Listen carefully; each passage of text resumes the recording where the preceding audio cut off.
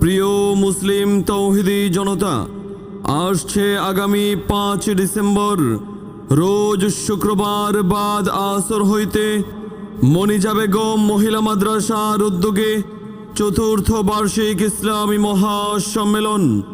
স্থান মাদ্রাসা ময়দান, মানিকদি জামতলা ইটের ভাটা সংলগ্ন শিবপুর নরসিংদী। উক্ত ইসলামী মহাসম্মেলনে প্রধান বক্তা হিসেবে তাশরীফ আনিবেন আন্তর্জাতিক খ্যাতিসম্পন্ন মুফাসসিরে কুরআন হযরত মাওলানা দেলোয়ার হোসেন তৌহিদি ভারত। হযরত মাওলানা দেলোয়ার হোসেন তৌহিদি ভারত, খতিব মসজিদে কুবা, দিল্লি, ভারত।